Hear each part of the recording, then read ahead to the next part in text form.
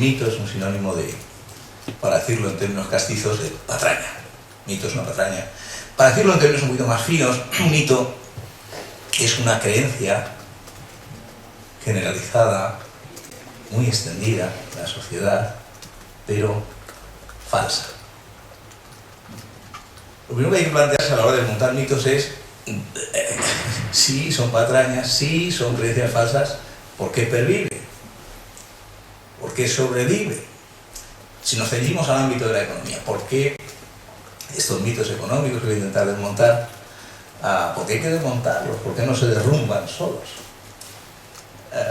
¿De qué depende su supervivencia? ¿Qué les da fuerza? ¿Qué hace que tengan esas tendencias sobre nosotros, sobre nuestra sociedad? Bien, lo primero que hay que decir es que desgraciadamente en el ámbito de la economía al menos los mitos surgen de una apreciación superficial del fenómeno estudiado. Es decir, que el sentido común, que no siempre es el buen sentido, y las evidencias circunstanciales parecen que justifican la explicación mitológica del evento. Luego, por otro lado, siempre hay agentes del mal que intentan propagar el mito. Luego, el mito puede estar firmemente enraizado en la naturaleza humana y es una reacción instintiva que todos tenemos. Pero, como vamos a ver, esos mitos en el ámbito de la economía son muy dañinos. Esos mitos existen en el ámbito de otras ciencias, por ejemplo, en el ámbito de la física. Pues está el mito de que el Sol sale por el este, sale por oriente y se pone por poniente, por occidente.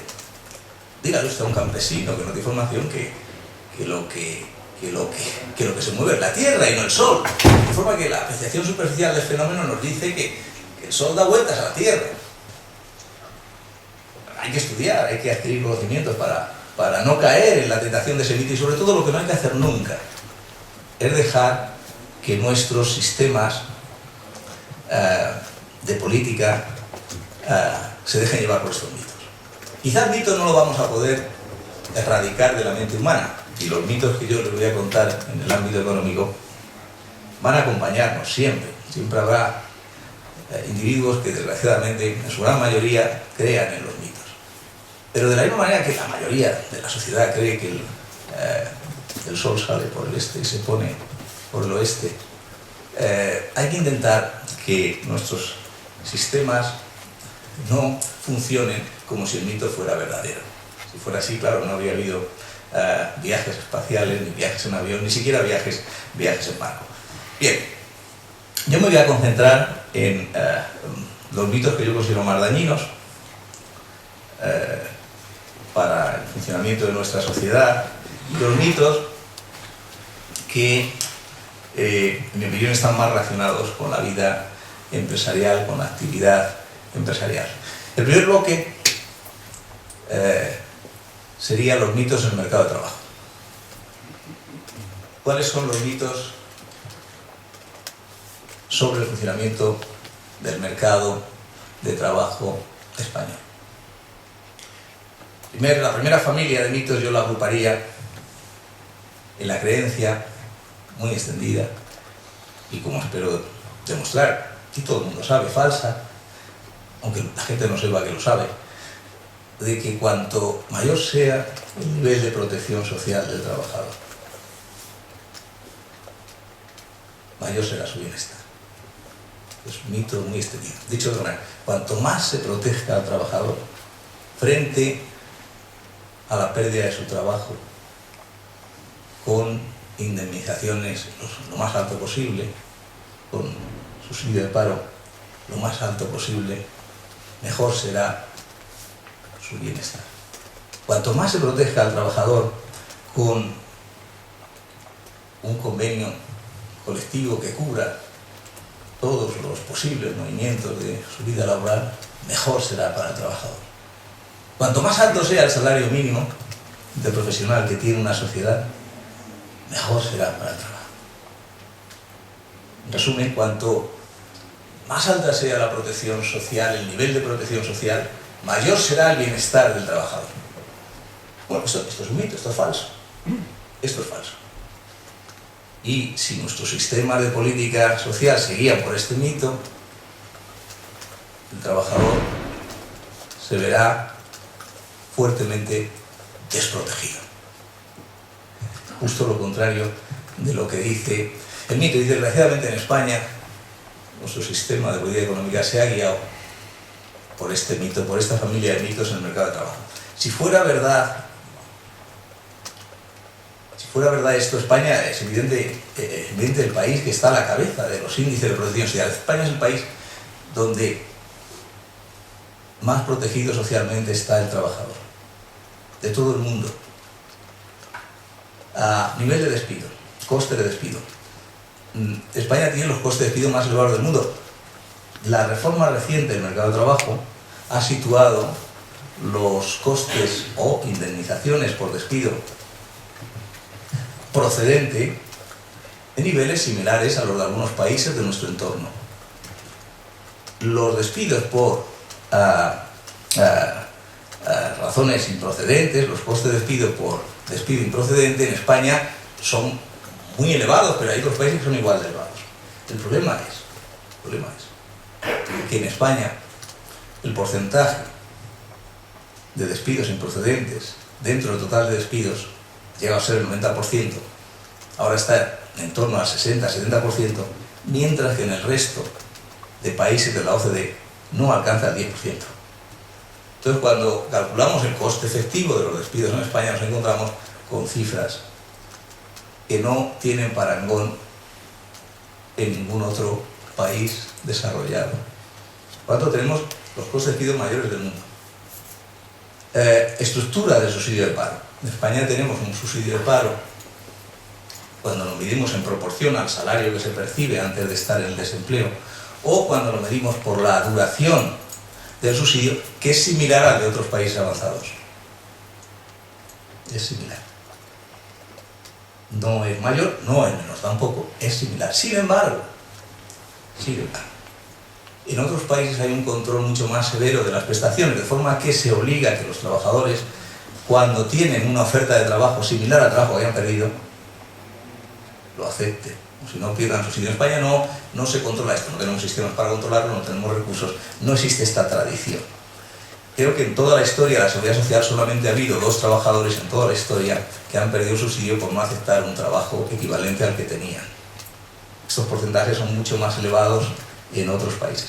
Convenios colectivos. En España, cerca del 80% de trabajadores están sujetos a un convenio colectivo. De nuevo, esto pasa en otros países, pero lo que no pasa en otros países es que en la negociación de estos convenios colectivos se extienden a muchas empresas y trabajadores que no los han firmado. En España la tradición desde la transición es, los sindicatos estaban poco representados porque había que darles fuerza en aquella etapa del inicio de la democracia. Se incluyó la cláusula de Gaumes de manera que cuando patronales y sindicatos firmaban un convenio se pudiera extender a empresas aunque no hubieran participado en el mismo. En España es el único país del mundo de los que tiene salario mínimo, que no distingue entre el salario mínimo para los jóvenes y para el resto.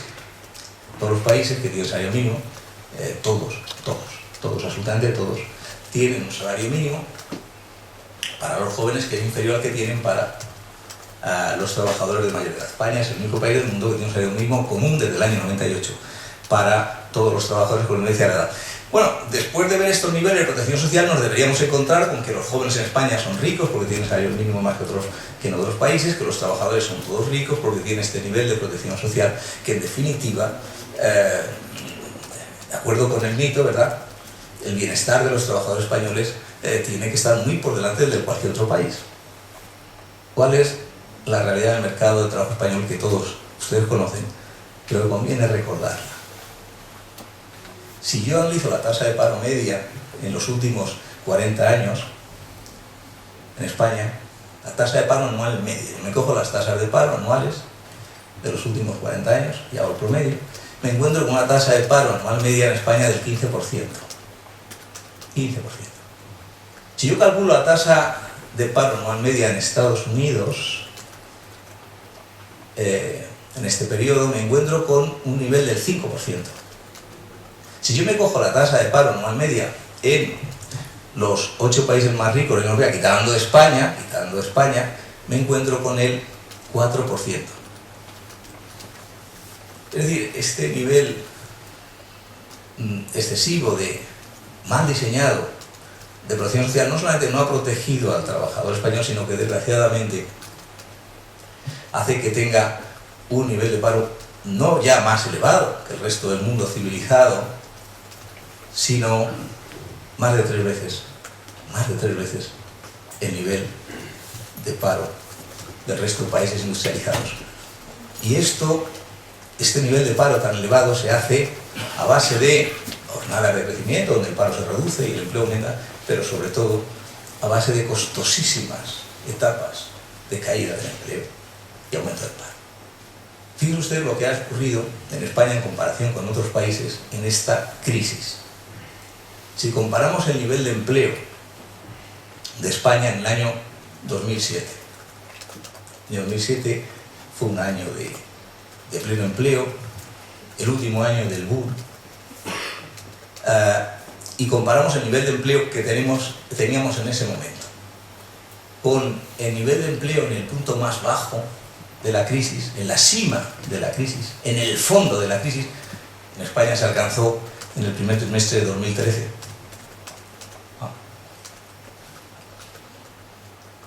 El empleo en España entre finales de 2007 y el fondo de la crisis cayó un 18%. Fíjese usted lo que esto supone. En estos 8 países más ricos de Europa, quitando a España, entre 2007 y el fondo de la crisis, que en estos países alcanzó a finales de 2010, el empleo cayó un 3%. En Estados Unidos, entre el año 2007 y el fondo de la crisis, el empleo cayó un 5%. Caídas del empleo del 18%, en los países occidentales solo las ha habido en la Gran Depresión, y solo en Estados Unidos. Nunca en ningún país en la etapa descendente del ciclo ha llegado a caer el empleo a ese nivel, sobre todo si tenemos en cuenta que este 18% incluye caída de empleo público y privado. Si me concentro solo en el empleo privado, me encuentro caída del 22%. En la Gran Depresión solo había empleo privado. Por tanto, lo que en España hemos tenido es una Gran Depresión, de consecuencias tan devastadoras sobre el nivel de empleo como no ha habido en ningún país del mundo desde los años 30. Ya saben que este periodo de crisis se le denomina la Gran Recesión, para distinguirlo de la Gran Depresión. En el caso de España, en lo concerniente al funcionamiento del mercado de trabajo, solo es comparable con lo que ha ocurrido durante la Gran Depresión. Claro, cuando yo me encuentro con esta realidad en nuestro mercado de trabajo, esa tasa de paro media descomunal, que surge de etapas vibrantes de creación de empleo, ciertamente, y de etapas tristes, dolorosas, salvajes de destrucción de empleo. No es posible decir que la protección social cuanto más mejor. Hay que diseñar con cuidado esos sistemas, porque aunque este mito, ¿por qué existe este mito? ¿Por qué está tan extendida esta idea? Aparte de razones políticas, que también. Porque si yo soy una persona que no tengo ningún tipo de formación, no soy economista, y yo analizo mi situación personal, si yo mañana pierdo mi puesto de trabajo, lo que yo quiero es que me den cuanto más indemnización mejor. Si yo voy al paro, yo quiero tener un paro lo más elevado posible. Si yo tengo un hijo y está ahí, yo quiero que el salario mínimo para los jóvenes sea lo mayor posible. Y la forma que yo tengo de analizar el fenómeno económico es esta. ¿Es que acaso no es verdad que si yo me quedo en el paro, cuanto más indemnización mejor para mí, y cuanto mayor sea el subsidio mejor para mí? No es verdad esto. Lo que es verdad para mí tiene que ser verdad para todos los demás. Bueno, pues no es verdad, porque... Y tampoco es verdad para mí, porque, claro, cuanto mayor sea el nivel de despido efectivo,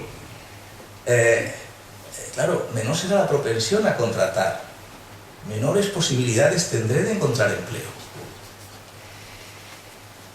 Tendré esa indemnización, pero me la voy a gastar y voy a seguir parado. Porque esa indemnización, a medida que sube, reduce más que proporcionalmente la posibilidad de crear empleo. El subsidio, cuanto mayor sea el subsidio, mejor. Sí puedo vivir más tranquilo, pero cuanto más tranquilo viva, más me descapitalizo y menos posibilidades tengo luego de encontrar trabajo. El salario mínimo, cuanto más mejor, cuanto más mejor siempre y cuando se pague, pero a lo mejor si sube mucho el salario mínimo, la oferta de puestos de trabajo baja. El salario mínimo es maravilloso siempre y cuando suponga que todos los salarios están ahí y se suben, pero ¿qué pasa si unos salarios suben? Pero muchos de ellos bajan porque se hacen cero. De manera que el mito surge de estas creencias que están enraizadas en visiones. Lo mismo pasa en física, en cualquier otra disciplina científica, que exige una reflexión profunda, exige desgraciadamente pasar de las apariencias a las realidades. Y una vez que analizamos la realidad y la analizamos con un poco de bagaje científico, nos encontramos con que el mito es eso, un mito, y que no tiene fundamento y que la creencia es falsa. Pero claro, ocurre que habrá gente que hace ese esfuerzo, pero la mayoría no, bastante tiene con vivir su vida y intentar salir adelante, y esa mayoría vota. Y bueno, los que gobiernan, pues es posible que tengan conocimientos suficientes o gente que les asesore y que los tenga, o es posible que no. Pero lo que es cierto es que no quieren perder las elecciones. Y no solamente no combaten el mito, sino que lo alimentan.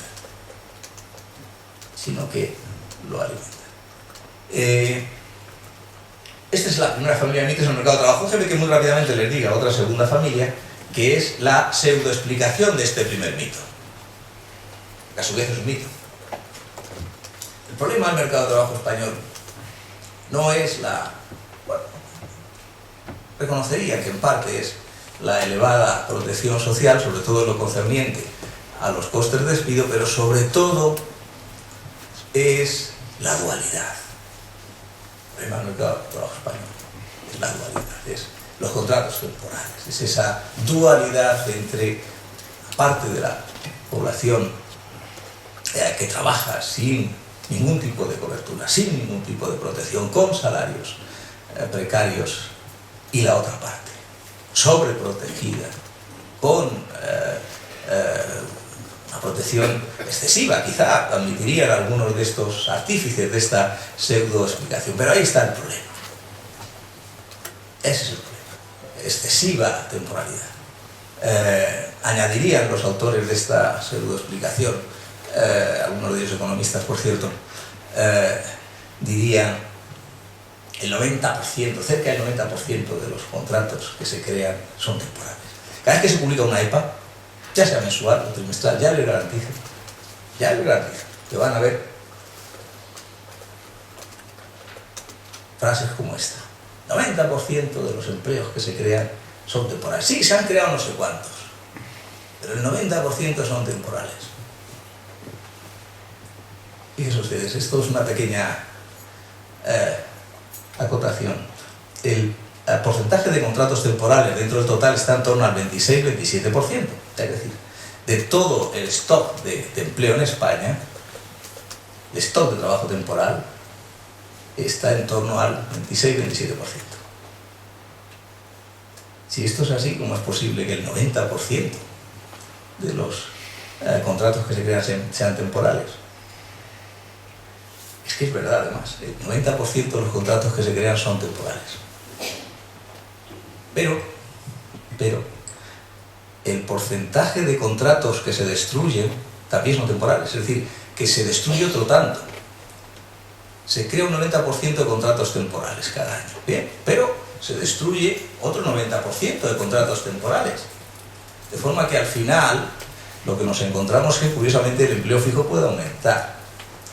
Dicho de otra manera, los que dicen que el 90% del empleo que se crea es temporal, nos hablan solo de la creación bruta de empleo, no de la destrucción. El nivel de empleo es el resultado de la creación bruta menos la destrucción de empleo. Y cuando vean frases como estas, es verdad que el 90% de los contratos que salen son temporales, pero también de los que se destruyen, de forma que al final hay un neto que va avanzando que son los contratos fijos. Pero esto es únicamente una acotación para ver los errores que frecuentemente inundan las explicaciones de los datos económicos. Pero sigamos con esta pseudo explicación. En España el problema es que tenemos un mercado dual, un excesivo porcentaje de los contratos temporales, 25, 26, 30% llegó a ser en el año 2007, llegó hasta el 32, 33%, y se resolvería todos los problemas de nuestro mercado de trabajo mediante el contrato único. No tiene que haber contratos temporales ni contratos fijos, tiene que haber un solo contrato. Esta explicación, esta pseudoexplicación, ya reconoce por lo menos que hay un problema con los costes de despido. Porque cuando se habla de un contrato único, lo que se habla es un contrato que tenga costes de despido mayores que los temporales, pero menores que los fijos. Bien, esto ya se ha hecho en España. En España ya hemos tenido un contrato único. Si alguna vez se encuentran estos economistas que van siempre con esto del contrato único, en España ya hemos tenido un contrato único. Lo tuvimos hasta el 85. En España no hay contratos temporales hasta el 85. Y antes del 85 ya había un contrato único. Y eso no impidió, como no ha impedido ahora los contratos temporales, que el paro entre el año 73, antes de la crisis primera, bueno, las 2 o 3 crisis de aquellas que tuvimos, y el año 86 se multiplicara por 4. El paro, antes de aquellas crisis, estaba a nivel del 4% y después, en el año 86, llegó hasta el 16-18%. Es decir, que contrato único no impide los problemas del funcionamiento del mercado de trabajo, siempre y cuando sea un contrato como el que había en aquella época y, por tanto, acompañado de los problemas de sobreprotección que he mencionado antes. Si queremos tener tasas de paro civilizadas en España, hay que diseñar nuestro sistema de protección igual que en otros países. No se trata de que no haya protección, tiene que haber indemnizaciones por despido. Tiene que haberlas. Es positiva para el trabajador y para la economía que las haya hasta cierto nivel, en ciertas condiciones. Es positivo para el trabajador y para la economía que haya subsidio de paro, tiene que haber subsidio de paro. Es muy bueno para el trabajador y para la economía siempre y cuando alcance a distinto nivel. Es bueno los convenios colectivos siempre y cuando respetan la voluntad de las partes. Lo que tenemos que hacer es copiar lo que hay en otros países. Tenemos que diseñar nuestro sistema de protección social igual que lo tienen otros países. Y aquellas zonas que se nos ha desequilibrado, arreglarlas. Esa es la realidad fundamental de nuestro mercado de trabajo. Unido al hecho de que en España no hay un mercado dual, lo que hay en España es, desgraciadamente, una estructura dual de nuestra población. Tenemos cerca de un 30% de trabajadores con un nivel de formación muy bajo. Y un 70% con una formación aceptable, incluso con un tramo de formación que puede ser de las mejores del mundo. En España no tenemos un mercado dual, tenemos una sociedad dual. Estoy comparándome con los países de nuestro entorno, con los que tácitamente nos comparamos, con los que queremos emular. ¿Y por qué tenemos este 30% de población activa de muy baja formación? Por el abandono escolar, que durante 10 años ha sido estrepitoso, el triple del abandono escolar que había en los países de nuestro entorno, el triple del abandono escolar.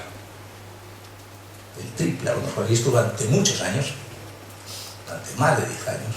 Ahora el abandono escolar ha bajado, pero sigue siendo muy superior al de nuestros países de nuestro entorno, de forma que ha dejado una población joven, y ya no tan joven, con un nivel de formación muy bajo, y debido a la inmigración. España se ha tragado 4 millones de inmigrantes en muy bajo, en un periodo de tiempo muy corto, y estos inmigrantes, de acuerdo con las cifras de la OCDE, tenían un nivel de formación muy inferior a los inmigrantes de otros países. Quizá porque los demandamos para otra serie de puestos de trabajo. Cuando tenemos una sociedad con esta estructura, la única posibilidad de eliminar el paro, mientras no llegan esas reformas que desmonten el mito, que no llegarán, la última reforma del trabajo ha ido en la dirección correcta y ha sido un paso muy adecuado, pero insuficiente. Mientras llegan esas reformas o reformas adicionales, la única posibilidad de eliminar el paro en España es creando masivamente lo que se denomina empleo de poca calidad. No hay otra posibilidad de reducir el paro a los niveles que teníamos antes de la crisis. Y hay quien dice, cada vez que ven estadísticas de la EPA, donde se crea empleo, 500.000 puestos de trabajo cada año, dice, pero es empleo de poca calidad. Imagínese usted que en los años anteriores, cuando caía el empleo a plomo, cuando había esas pérdidas descomunales de empleo, cuando el paro aumentó 3 millones, esas voces que ahora dicen esto hubieran dicho, es verdad que el empleo está cayendo, es verdad que hemos perdido 3,5 millones puestos de trabajo, pero no importa, porque se ha perdido empleo de poca calidad. Si alguien hubiera hecho eso, lo hubiéramos fusilado. No se debe decir, por tanto, no se debe despreciar la creación de empleo diciendo que es de poca calidad.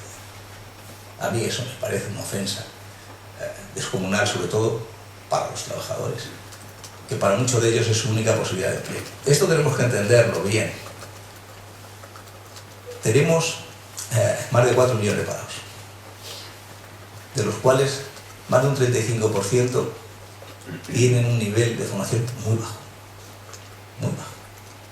Esto solo se puede arreglar con empleo del denominado poca calidad. ¿Por qué? Porque su nivel de productividad no permite pagar los salarios de los puestos de alta calidad. Y eso no se puede hacer por ley. No es verdad que en España no se creen puestos de calidad. En España se crean puestos de calidad, pero no se rellenan. Las vacantes de calidad cada vez están creciendo y cada vez crecen más. En España no tenemos suficientes trabajadores de calidad. Por eso, lo que hay que hacer antes de nada es eliminar el paro cuanto antes. Crear empleo masivamente. Y déjenme que le diga que esto se está haciendo. Y si nada lo impide, hemos creado 1,5 millones de puestos de trabajo. En los próximos, de aquí a finales del 19, se pueden crear otro 1,5 millones más. Y eso va a cambiar España. De la misma manera que 3 millones de parados, 3,5 millones cambiaron España, llevamos 1,5 millones de empleos, 1,5 millones más cambiará España. Paso a lo bestia rápidamente, bruscamente, a la segunda familia de mitos, que lo resumo en uno, que es el de la imposición empresarial. Este es un mito según el cual las empresas en España pagan pocos impuestos y cuanto mayores son, menos impuestos pagan. Este es un mito muy extendido y sorprendentemente su último propagador ha sido el ministro de Hacienda. Bueno, no está sorprendente. No está sorprendente. Luego les diré por qué. Pero nos sorprendió en la COE diciendo que las empresas españolas pagaban el 7%, en lugar del tipo del 20, 25, 22, 19, 18, en fin, según. Bueno, eso fue un truco del ministro porque, claro, se le olvidó decir que si hay una empresa española que es multinacional y en España se arruina y pierde dinero, ¿verdad? Y el 80%, el 90% de sus beneficios lo hace fuera de España está pagando impuestos. Porque de acuerdo con el gravamen de doble imposición, si tú pagas impuestos en Estados Unidos o en México, no los tienes que pagar aquí. Y aquí estás pagando por lo que ganas aquí. Si aquí solo ganas 2 pesetas, pues solo pagas 2 pesetas. Pero los tipos efectivos que paga la empresa, en su conjunto, son descomunales. De la misma manera que una empresa multinacional paga impuestos por sus beneficios en España. Esas empresas no las mencionaba el señor Montoro. La OCDE, en la COE hemos hecho estudios, los ha hecho todo el mundo. Esto es muy conocido. La empresa española primero paga tipos efectivos muy elevados, ligeramente por encima de lo que pagan las empresas europeas, en torno al 18-19% del tipo efectivo, después de aplicar todas las deducciones y posibilidades de reducir la factura fiscal vigente. Es un tipo muy elevado en relación con el promedio europeo. ¿Paga lo mismo la empresa en función de su tamaño? A pesar de que la gran empresa debería pagar algo menos, según estas visiones, porque se derramaría todo, ¿verdad? Por sus actividades internacionales, pues no. Apenas paga prácticamente lo mismo que la pyme. La empresa española paga mucho más, de hecho, que cualquier otra empresa de nuestro entorno, si tenemos en cuenta las cotizaciones sociales. Las cotizaciones a la seguridad social, que en España el 100% prácticamente lo paga la empresa, a diferencia de lo que hay en otros países. Si nos vamos, por ejemplo, a las cifras de recaudación por impuesto de sociedades en proporción al Producto Interior Bruto, nos encontramos con cifras también ligeramente superiores a la media de la ciudad, de forma que este mito evidentemente no tiene ningún fundamento empírico, como cualquier otro mito, pero entonces, ¿por qué sobrevive? Entonces, ¿por qué hasta el propio ministro lo propaga?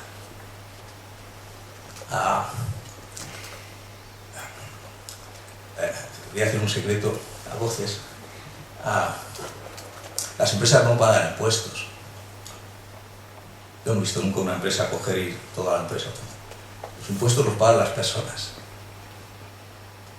¿Quién paga el impuesto sobre los beneficios de las empresas? Los propietarios de las empresas.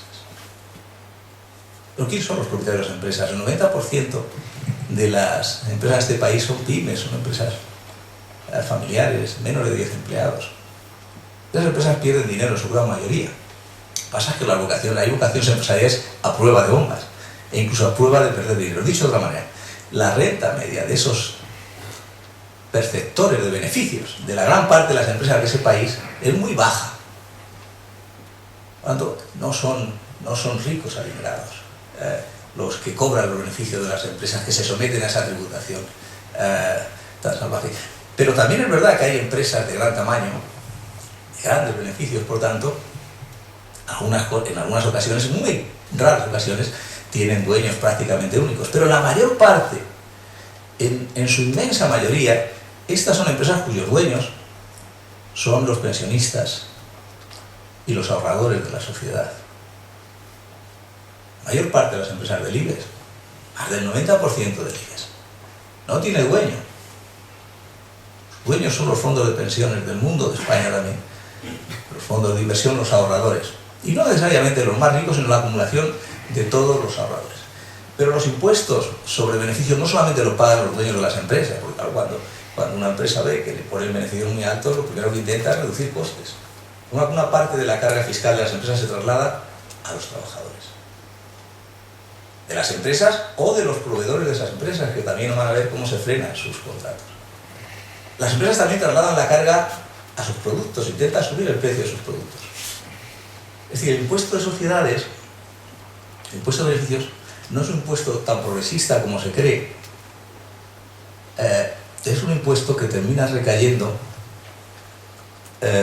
sobre las clases más vulnerables de la sociedad, que más se quieren proteger. ¿Y entonces por qué se propaga? Bueno, porque la gente no lo sabe. Y porque quien defienda esto pues es progresista y la gente le vota. Porque yo, si mañana me suben el IVA sobre el pan, lo noto. Entonces si suben un impuesto de sociedades, el impuesto de beneficios, yo no lo noto. Aunque a lo mejor mi hijo está parado porque lo han subido, pero yo no lo sé. A lo mejor mañana yo tengo un ajuste en la empresa porque han subido el impuesto, pero yo no lo sé. Mientras que, si me suben el IVA, yo lo sé. Y por lo tanto, de nuevo, vamos a lo de los votos. La reacción popular es, mire, haga lo que quiera con el impuesto de sociedades, aunque el país se arruine, haga lo que quiera con la seguridad social, súbalo todo lo que sea mientras lo pague la empresa. Y esto es curioso, porque ese país modelo, que curiosamente coincide en enseñar como modelo tanto los partidos de izquierda como Podemos, como los partidos de, bueno, no sé muy bien cómo son, como Ciudadanos, que son de derecha y de izquierda, como la teoría cuántica, que puede estar en dos sitios al mismo tiempo, dicen ustedes.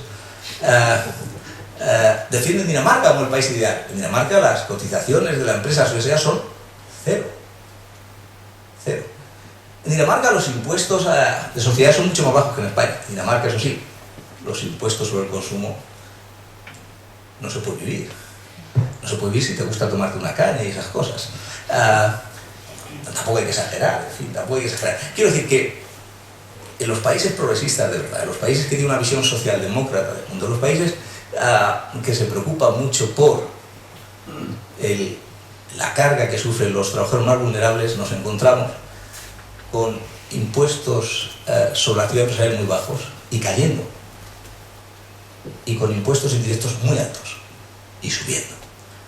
En este momento en el mundo hay un movimiento imparable, en mi opinión, para bajar el impuesto de sociedades. Lo hay desde Inglaterra, que ya han anunciado para frenar las consecuencias del Brexit.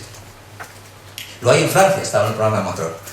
Lo acaba de anunciar en Estados Unidos el señor Trump y todo indica que lo va a poner en marcha dentro de muy poco tiempo. Si esto ocurre, y yo creo que va a ocurrir, lo que no puede un país es quedarse como una isla, porque una cosa es que tú subas el impuesto de sociedades, otros también lo suban, bueno, tú vas a hacer daño a tu sociedad, ellos también. Y otra cosa es que te quedes fuera de sincronía, entonces se te va todo el dinero. Entonces la cosa es mucho más grave. Por tanto, yo auguro que este mito no tiene los días contados, pero al menos no se seguiría recorriendo, porque es curioso como en España partidos de derecha, de izquierda, de centro, y de arriba y de abajo, y en diagonal, les da por ahí, porque es lo más rentable políticamente, porque la gente no conoce los costes, porque la gente en definitiva no conoce que esto es un mito. Bien, termino. Yo acabo de venir de Venecia, razones profesionales, por supuesto, y pensaba yo allí que me acordaba de una obra situada en Venecia, que es esta obra de Otelo. Había una ópera también de Shakespeare y, claro, yo pensaba que este es un caso de la fuerza destructora de las creencias infundadas. Ya saben ustedes la historia de Otelo.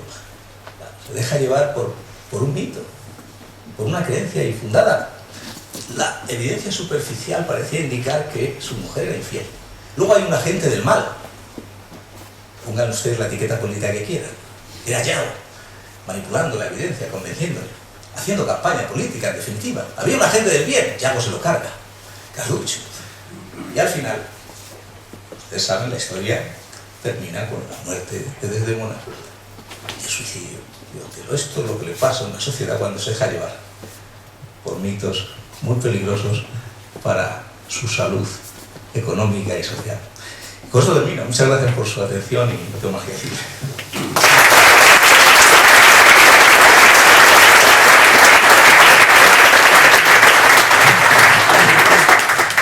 Ahora nos queda un turno de preguntas y finalmente, una vez realizado este turno de preguntas, cerrará el acto doña Ana Díaz Fontana, directora territorial de la Caixa, que es quien patrocina este acto. Voy a empezar con esta pregunta. ¿Hay demasiados empleos públicos en España? ¿Es mito o realidad?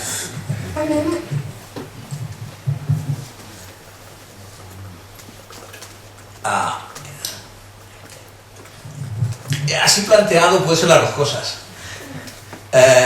Y les explico por qué. Si en España yo analizo el número de empleados públicos en proporción al Producto Interior Bruto, me encuentro con cifras similares a las de otros países. Por lo tanto, por ahí no habría demasiados empleados públicos, sería por tanto un mito. Si yo analizo el gasto del personal público, es decir, empleado público multiplicado por sueldo, en proporción al Producto Interior Bruto, y lo comparo con otros países, ahí ya estoy en la media. El otro está por debajo, empleo público en proporción a PIB por debajo, gasto en personal público en proporción a PIB, ya estoy en la media. Lo que me indica claramente que tengo un sueldo público unitario mayor que el de otros países. Digamos que todavía podríamos decir que es mito, pero ya estamos a punto de que sea realidad. Si me voy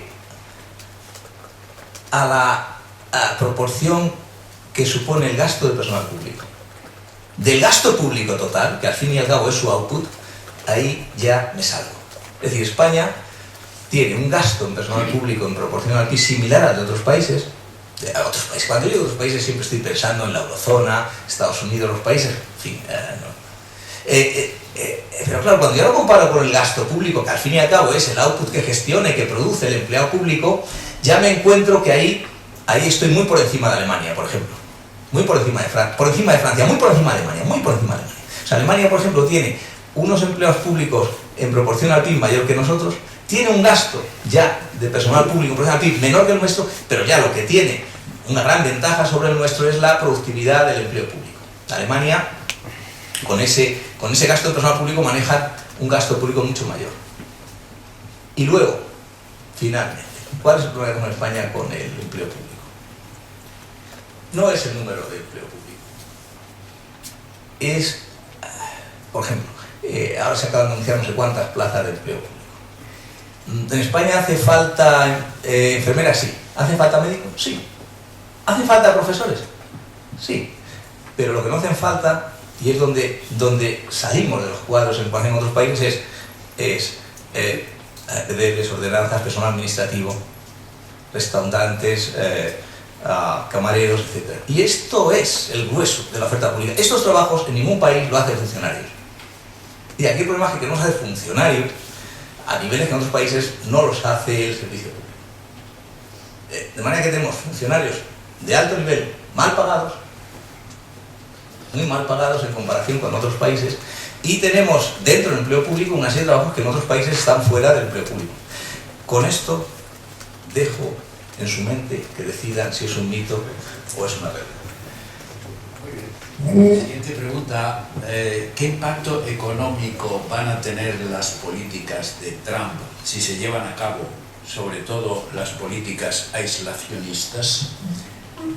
Ese es uno de los grandes terrores que yo tengo personalmente.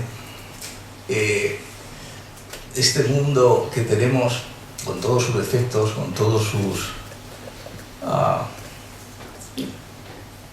sus errores, tiene virtudes, y estas virtudes han sido posibles gracias a la globalización, insisto, con todos los costes que ha tenido, pero la esperanza de vida que tenemos, el nivel de sanidad, el nivel de alimentación, todo esto sin la globalización de los últimos 30, 40 años. Entonces, si esto se frena, no va a tener los efectos beneficiosos que dicen aislacionistas como Trump, sino efectos muy nocivos y, de nuevo, sobre todo para los que él quiere defender. Yo he publicado hace poco un trabajo: si, por ejemplo, se cerrara el comercio internacional completamente, las clases altas verían caer su renta, su capacidad de compra, en torno a un 20%. Las clases bajas, un 70%. Estados Unidos, hay puestos de trabajo que se pierden por la competencia china, por ponerla así. Pero el nivel de vida en Estados Unidos sería un 50-60% más caro sin esta competencia. Y entonces no solamente sufrirían esas personas que han perdido el puesto de trabajo, sino todas las demás que todavía tienen puesto de trabajo. Es decir, que las visiones mercantilistas, antiglobalizadoras, son muy peligrosas, sobre todo para las clases más vulnerables, y para mí este es el principal riesgo de, como mínimo, la retórica de Trump. Si eso se pone en práctica sería desastroso, pero todo indica que, de momento, por lo menos, hay suficientes frenos como para pensar que, en fin, este riesgo quizá no era tan elevado como algunos temíamos, pero eso sería un desastre, sí, sin paliativos. Según el CIS publicado hoy, el partido Podemos pierde posiciones frente al PSOE. El PP cae, pero sigue primero. ¿Cómo valora estos datos? Bueno, lo único que puedo decir es que serán muy diferentes de los que vamos a tener antes de las elecciones generales.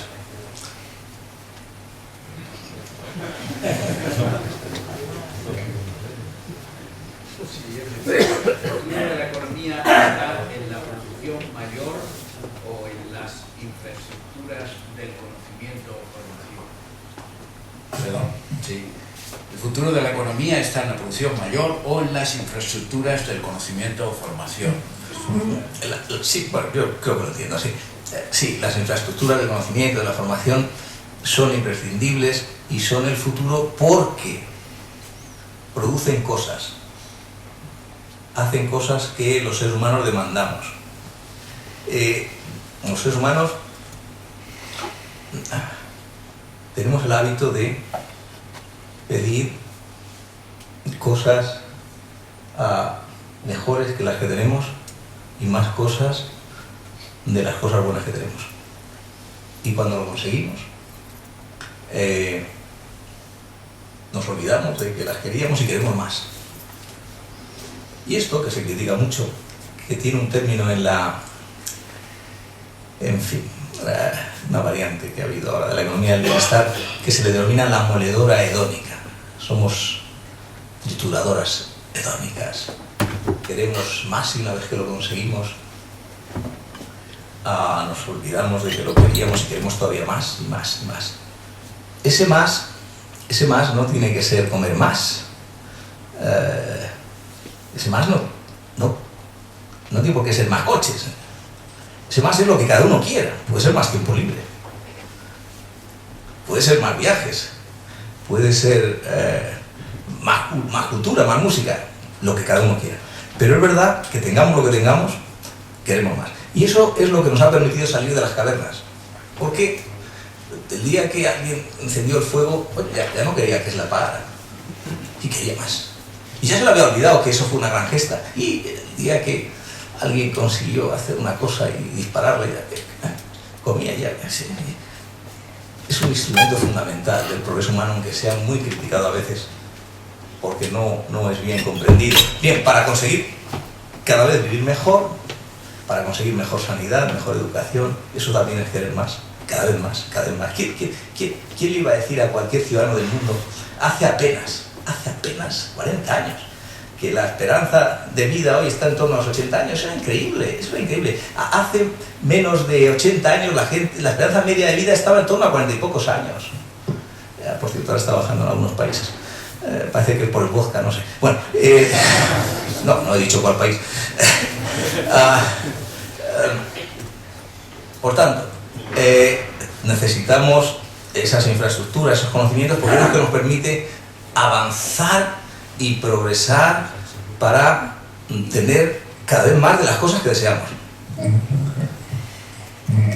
Las dos últimas preguntas. Existiendo la misma legislación laboral en toda España, ¿es un mito que las empresas son más en número y prosperidad por la mayor formación de sus directivos en el norte de España? En general, todo lo que sea poner coletillas nacionales es un mito. En general. Ya como principio así de... En general. De hecho se llaman así, mitos, mitología. Vamos a ver. El norte tiene más industria, el norte tiene un tamaño medio de empresa, por tanto, mayor. El norte tiene una tradición, al ser mayor, de empresario mayor, porque cuando la empresa es mayor no es lo mismo gestionar un bar con 2 primos que gestionar una cadena de bares. O gestionar una pequeña planta industrial con 10 o 10, eso, pues evidentemente se va desarrollando más el talento. Por tanto, por razones geográficas, yo tengo que ir sacando zonas, pues sí, si el norte dibujo una zona de norte determinada en la que estaba pensando, que me ha hecho la pregunta, pues es evidente que sí. Y es evidente, para decirlo además con frases que le gustarán a los oídos, que en el norte hay una tradición empresarial que, en mi opinión, ha sido de las vetas más ricas, no ya de España, sino de Europa. Las vetas más ricas de Europa. Pero estas vetas luego van confluyendo en ríos. En el mundo actual, lo de menos es de dónde venga la veta. Por antes el río. Pero sí, aquí la beta ha sido impresionante, tan impresionante que ahora ya está por todos los sitios, gracias a Dios, pero sigue habiendo en efecto. Ahora, claro, yo les haría la pregunta, ¿es que acaso no tiene mérito la tradición hotelera de algunas zonas del sur. El año pasado en España tuvimos 75 millones de turistas, 75 millones. La previsión este año acaba en 83. 75 millones de turistas en España es como si en Francia de repente pues hubiera cerca de 100 millones. O sea, es algo desconocido en el mundo. O Estados Unidos, casi otros Estados Unidos, ¿no? ¿Qué digo otros Estados Unidos? El doble. Como Estados Unidos de repente pues tuvieran pues 400 millones. Esto ha ocurrido por muchas cosas, pero lo menos que haya ocurrido, lo importante es el talento, la capacidad que tiene que tener un país para albergar durante unos meses del año solo a 2 veces su población, para darles de comer, sobre todo para darles de beber. Y para que se vayan felices y quieran volver. Esto es un talento empresarial descomunal, que yo no lo echaría en saco roto. Muy bien. La última pregunta antes de proceder al cierre. Esto no lo sé si ¿podría comentar la reforma fiscal aprobada en Navarra? No la conozco con detalle, pero después de lo que he dicho, bueno, hay mucha... Desgraciadamente, es que es un error grave, pero es un error grave, insisto, para aquellos que se intenta beneficiar con ese tipo de medidas. Vamos a ver, uno piensa, bueno, pues yo subo los impuestos a los empresarios, por aquí, por allá, y les subo los impuestos a los ricos y con esto doy de comer a los pobres. Es que es al revés. Es que es al revés, es que es un gran error, es un mito, como les decía antes, y cuando uno deja que sus actos estén guiados por mitos, pues le termina pasando pues lo que a Otelo. Muy bien, pues muchas gracias, José Luis, ha sido muy interesante. Y ahora doña Ana Díez Fontana nos va a dirigir unas palabras de cierre de este acto. Bien, muchas gracias. Buenas tardes a todos. Primero, por supuesto, saludar y agradecer a quien nos acompaña con nosotros en la mesa, José León Taberna, José Antonio Sarriá y José Luis Feito. Yo, como lo primero, me gustaría también felicitar a José León Taberna como nuevo flamante presidente de la institución Futuro. Te deseo pues, los mayores éxitos en esta nueva andadura. Por supuesto, darle las gracias a José Antonio Sarriá y a la CEN. Nos encontramos en su casa, CaixaBank, que considera esta también su casa, la casa de todas las empresas, y por lo tanto, pues muchísimas gracias por compartir con nosotros este acto, a los dos, a la institución Futuro y a la CEN, por permitirnos colaborar en patrocinar este acto, que creo que ha sido muy interesante, ¿no? Y como siempre, bueno, pues José Luis Feito no nos ha defraudado como ya esperábamos, ha sido directo, atrevido, sincero, ha dicho con claridad todo lo que él piensa, todo lo que él cree, y yo al menos me voy muy contenta. Dentro de 1 año y medio tendremos 1,5 millones más de empleos. La fiscalidad de las empresas, si te hacen caso, José Luis, 2 años. La fiscalidad a los beneficios empresariales bajarán. En la última pregunta también he querido entrever que la fiscalidad a las personas físicas también bajarán. Ya solo me ha faltado que nos augures cuándo los tipos de interés van a dejar de ser negativos en lugar de pasen a ser positivos, a ver si también es pronto. Y este mito de los tipos de interés negativos, que yo creo que también es algo a reflexionar para todos, y si esto tiene sentido o hay que volver a una estructura de tipos de interés como mínimo positivos, pues ¿qué hay que hacer para conseguir acelerar ese proceso, ¿no? Yo desde luego me llevo un aprendizaje además, ¿no? Y es que en toda la exposición de José Luis estaba la educación por el fondo, ¿no? Cómo todos estos mitos, cómo se pueden luchar, y sin lugar a dudas viene por la educación, ¿no? De forma que todas estas medidas populistas o todas estas creencias populistas se puedan hacer frente, ¿no? Y qué tipo de reformas, si es que hay alguna que pueda ser efectiva, pudiera ocurrir, ¿no? Por lo tanto, de verdad que muchísimas gracias. Yo creo que ha sido estupendo para todos. Yo creo, como siempre, hemos aprendido y nos vamos con muchas lecciones, y yo creo que además con una visión positiva para el futuro, así que muchas gracias, ¿no? Dentro de esto de mito y realidad me gustaría recordarles una realidad, y es que nosotros, CaixaBank, somos algo más que un banco, y nuestra gran realidad es nuestra obra social.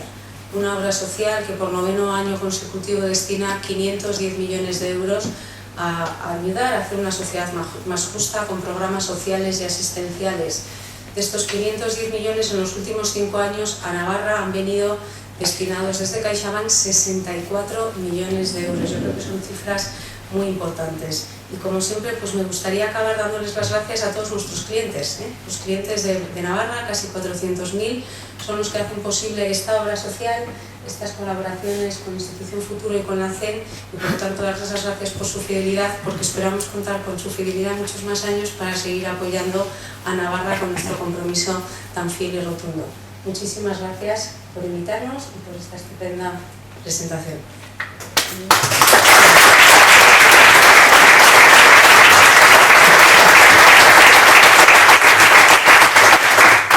Buenas tardes a todos.